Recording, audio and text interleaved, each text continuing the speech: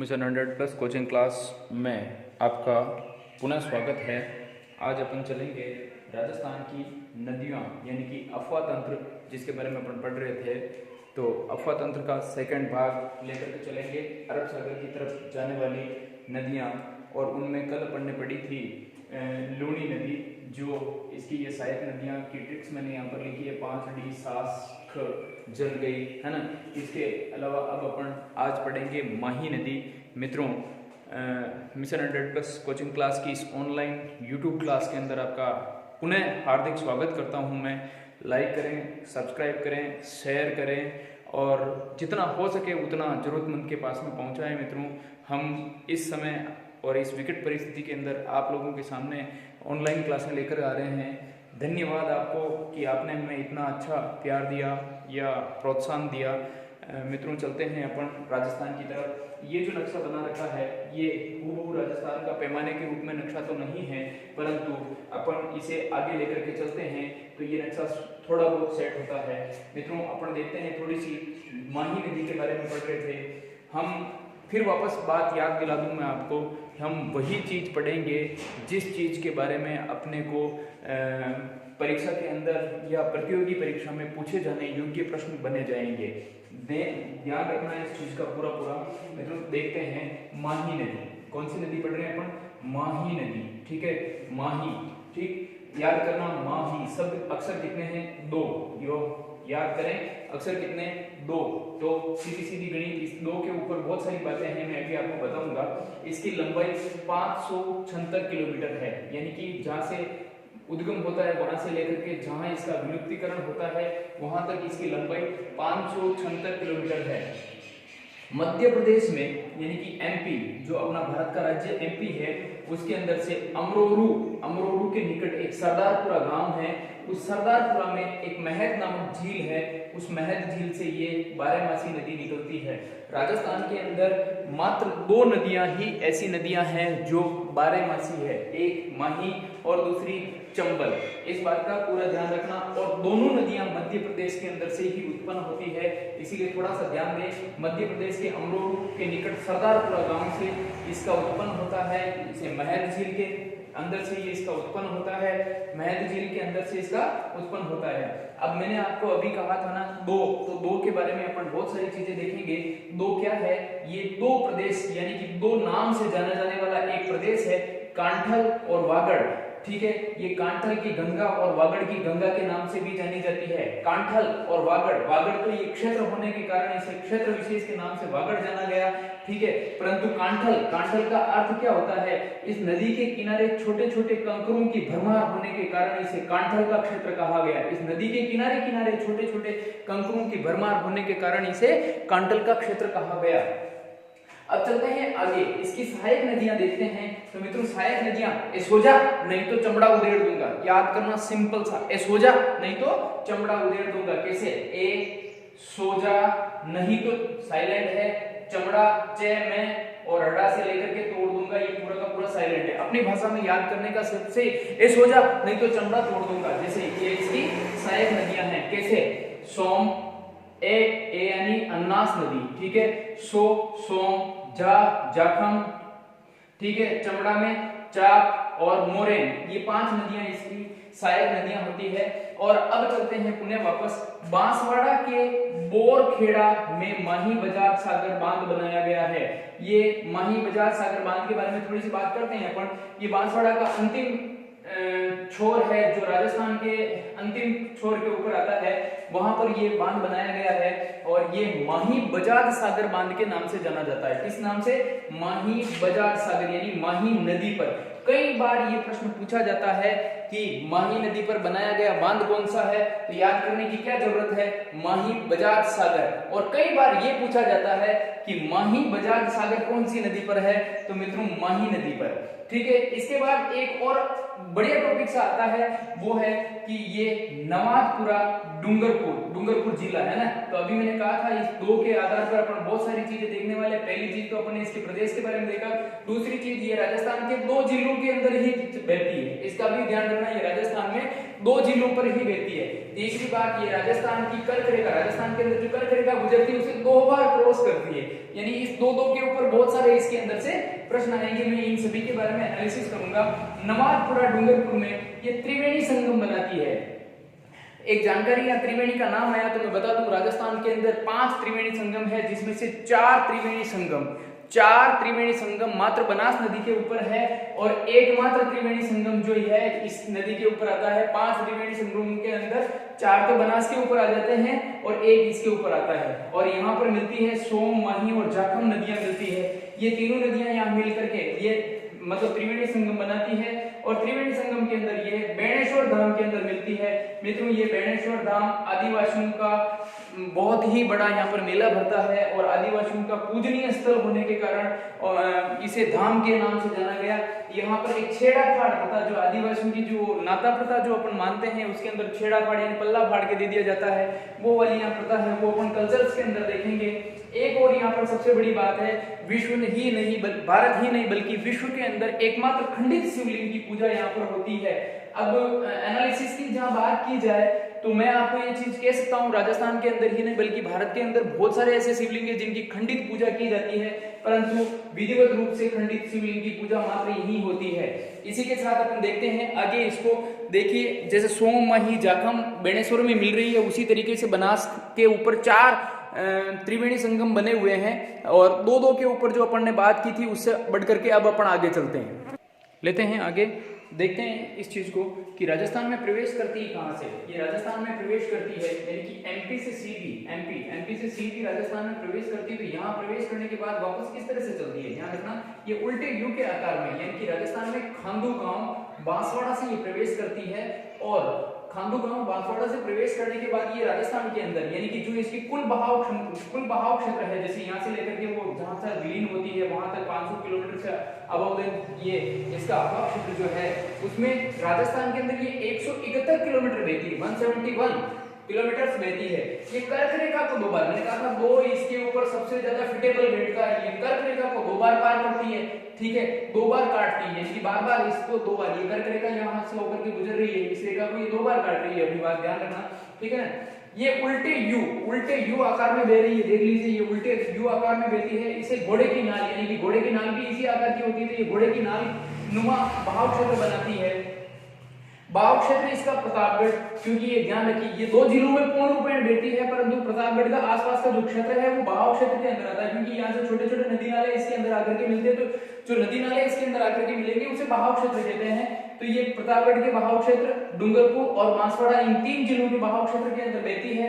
डूंगरपुर और बांसवाड़ा, फिर वापस आते हैं इस 2 के ऊपर, क्योंकि ये देखिए डूंगरपुर और बांसवाड़ा की प्राकृतिक सीमा भी ये बनाती है। ये इसके ऊपर कई बार प्रश्न पूछे गए हैं। एक बार यूपीएससी के प्रश्न अंदर आया था, 2005 वाली यूपीएससी में ये प्रश्न आया था कि राजस्थान की ऐसी कौन सी नदी है जो प्राकृतिक सीमा बनाती है, और इसके अंदर माही नदी का नाम था, ठीक है ना। फिर गुजरात में चलते हैं, तो गुजरात का एक जिला जो अपने राजस्थान से कुछ दूरी पर है, टच में नहीं है, कुछ दूरी पर है, पंचमहल। इस पंचमहल के अंदर एक रामपुरा नामक जो स्थान है वहां पर कड़ाना बांध बनाया गया है। फिर वापस आता हूं मैं माही नदी की इस 2 चीजों पर। तो माही नदी पर इंपोर्टेंट 2 बांध बने हुए हैं, माही बजाज सागर और कड़ाना बांध। माही बजाज राजस्थान के और गुजरात की सीमा पर स्थित है, और फिर वापस 2 के ऊपर ही चलते हैं। ये दोनों राज्यों की संयुक्त परियोजना है, किसकी, मतलब माही बजाज परियोजना गुजरात और राजस्थान की संयुक्त परियोजना है, समझ में आ गई बात। फिर देखते हैं कड़ाना बांध। ये कड़ाना बांध है तो गुजरात का स्वामित्व वाला बांध है, यानी कि इसके ऊपर जितना भी जो काम किया गया है ये सारा का सारा इसका उपयोग कड़ाना बांध का कौन कर रहा है, गुजरात ही करता है। अब इसका मतलब इसका विलीनीकरण या इसका विलुप्तीकरण खंबात की खाड़ी के अंदर होता है, जो खंबात की खाड़ी अरब सागर के अंदर स्थित है। वेरी इंपोर्टेंट प्रश्नों की श्रृंखला के अंदर सब एक प्रश्न और आता है कि सूजलाम जो क्रांति होती है, सूजलाम क्रांति, ठीक है ना, जो नदियों के शुद्धिकरण और जोड़ने से संबंधित है, वो इस माही नदी से संबंधित है। वेरी इंपोर्टेंट प्रश्न है, इस बात को पूरा ध्यान रखना, ठीक है। और बेणेश्वर का जो मेला पड़ता है माघ पूर्णिमा को लगता है, इस बात को भी थोड़ा सा नोट कर लेना साइड में कि माघ पूर्णिमा को ये मेला भरता है, और इसे राजस्थान में आदिवासियों का कुंभ कहते हैं, राजस्थान में आदिवासियों का कुंभ कहते हैं, ठीक है ना। इसके साथ ही वापस अपन अगर बात करते हैं तो ये देखिए कल जहां अपन ने बात कर रहे थे लूनी नदी की, तो लूनी नदी यहाँ से बहती हुई 6 जिलों के अंदर बह करके यहाँ से निकल रही थी। एक नदी ये निकल गई अरब सागर की तरफ जाने वाली, दूसरी नदी ये निकल गई। अब यहाँ से छोटी छोटी 3 या 4 नदियां और निकलती हैं। और फिर एक चीज और भी है कि यहाँ जो गुजरात का जो टचेज एरिया आता है, गुजरात के 6 जिले जो अपने को टच करते हैं, तो राजस्थान के भी 6 जिले उनको टच करते हैं। तो कुछ अपनी नदियों के नाम पर गुजरात के अंदर जिले बनाए गए, कुछ अपनी श्रृंखला पर्वत श्रृंखला जो है उसके नाम पर भी जिले बने हैं। तो ये जब अपन उसके साथ साथ में देखेंगे तो उसके ऊपर बात करेंगे। इसके बाद अपन चलते हैं इसकी जो अरब सागर की तरफ जाने वाली जो छोटी नदियां हैं, जैसे सोम, जाखम, चाप, अनास, उसके बारे में बात करते हैं। बात कर लेते हैं माही की सहायक नदियों के बारे में। माही की सहायक नदी मैंने अभी कहा था, एक सोजा वरना चमड़ा तोड़ दूंगा। उन्हीं में से जो 5 नदियां जो उनकी सहायक नदियां बनती है उसमें पहले आती है सोम। ये उदयपुर के अंदर एक ऋषभदेव नामक स्थान है। ऋषभदेव के पास में एक बवालवाड़ा है। बवालवाड़ा के पास में एक बिच्छी मेड़ा यानी बिच्छा मेड़ा की पहाड़ियां हैं, उस स्थान से ये निकलती है। फिर वापस इसका एक क्रम देख लेते हैं। सोम नदी उदयपुर से निकलती है। उदयपुर जिला आता है। अगर पूछा जाए कौन से जिले से निकलती है तो ये उदयपुर जिले से निकल रही है। अगर स्थान पूछा जाए उदयपुर जिले के स्थान में तहसील अगर पूछी जाती है तो ये ऋषभदेव तहसील के अंदर से निकलती है।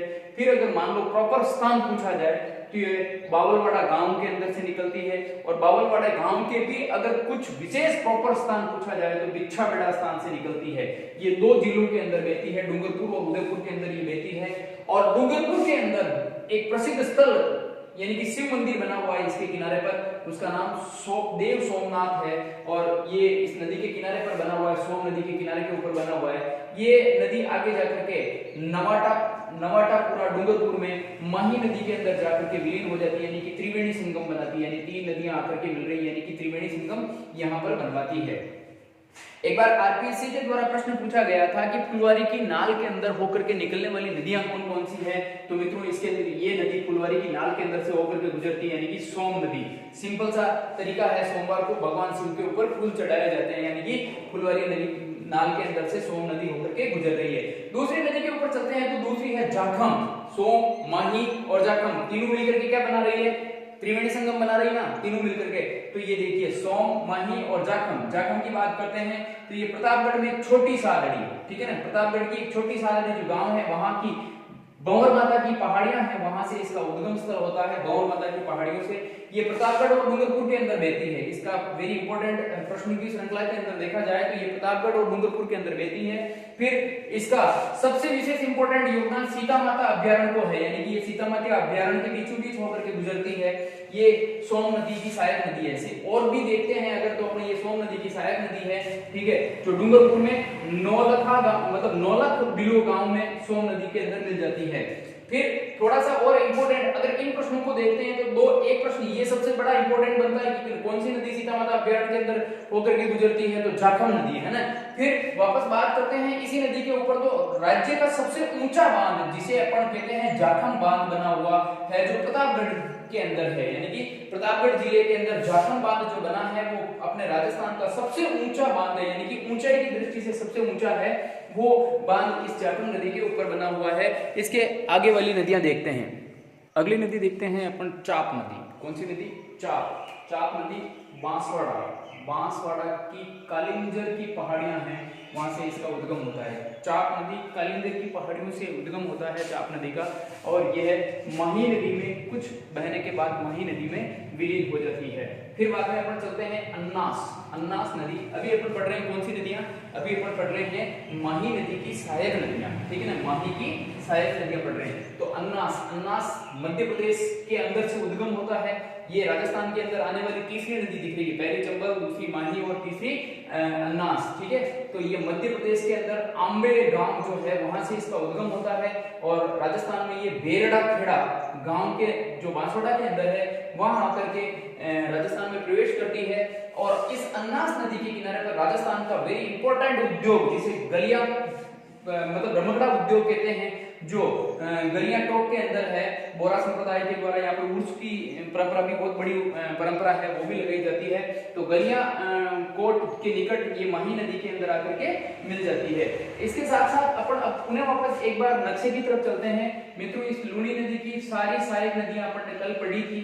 एक लूनी नदी जो कहां पर जाती है, गुजरात के अंदर सीधी सीधी जा रही है, यानी कि अरब सागर की तरफ जाने वाली में पहली लूणी नदी, दूसरी अपन ने माही देखी, ठीक है। दो नदियां अपन ने देखी, एक लूणी और दूसरी माही। माही यहां से प्रवेश करती है, इस तरह से काट करके आगे निकल जाती है। इसकी सहायक नदियों के बारे में अपन ने बात कर ली, इसकी सहायक नदियों के बारे में अपन ने बात कर ली।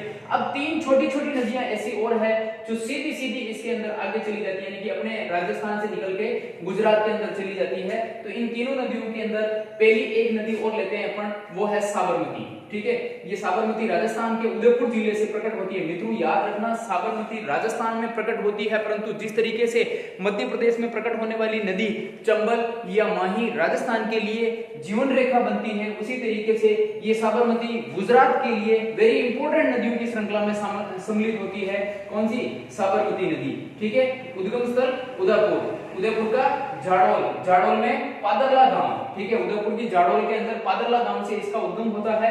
इसकी कुल लंबाई 416 किलोमीटर है, जिसमें से मात्र 45 किलोमीटर राजस्थान के अंदर बहती है। कितनी? 45 किलोमीटर राजस्थान के अंदर बहती है, और ये गुजरात में प्रमुख रूप से बहती है, और गुजरात की प्रमुख नदियों के अंदर इसकी गिनती आती है। अब देखते हैं, वेरी इंपॉर्टेंट की बात करते हैं, तो एक साबरमती जिला, पूरा का पूरा साबरमती जिला ही इस नदी के नाम के कारण रखा गया है, और इसके ऊपर साबरमती आश्रम व गांधीनगर, ये दो ऐसे प्रसिद्ध स्थल, यानी कि राजधानी जो गुजरात की है गांधीनगर, वो भी इसी के ऊपर स्थित है। दूसरी नदी आते हैं वाकल नदी, मतलब पहली और दूसरी और तीसरी साबरमती, और चौथी वाकल, और पांचवी नदी कौन सी आएगी? पांचवी नदी आएगी पश्चिमी बनास। तो आप थोड़ी सी इसके ऊपर फोकस कीजिए, पश्चिम बनास तक 5 नदियां गुजरात की तरफ जाती हैं। इंपॉर्टेंस रखने की बात यह है कि राजस्थान से स्वतंत्र रूप से 5 नदियां गुजरात की तरफ बाहर निकल रही है। समझ में आ गई ना? पहली लूणी, लूणी जो यहाँ से मध्य अरावली पर्वत श्रृंखला से पैदा होकर के जाती है। माही, माही मध्य प्रदेश से पैदा होकर के वापस राजस्थान में होती हुई गुजरात में चली जाती है। साबरमती, वाकल और पश्चिम बनास, ये तीनों अरावली श्रृंखला के अंदर से उत्पन्न होकर के बढ़ती है। तो अपन बढ़ते हैं वाकल नदी। वाकल उदयपुर से, वाकल का भी उद्गम स्थल उदयपुर है। उदयपुर में गोरागांव की पहाड़ियां, ये याद रखना, उदयपुर में गोरागांव की पहाड़ियां, और कुछ दूरी के ऊपर चलने के बाद वाकल किसमें मिल जाती है? वाकल साबरमती नदी के अंदर मिल जाती है। दोनों नदियां एक साथ मिल जाती है और आगे चली जाती है। और देखिए साबरमती भी मतलब आगे जाकर के इसमें आ जाती है, माही नदी के अंदर जाकर के मिलती है, यानी कच्छ के रण में जाते जाते जहां विलुप्त होते हैं वहां दोनों साथ में हो जाती है।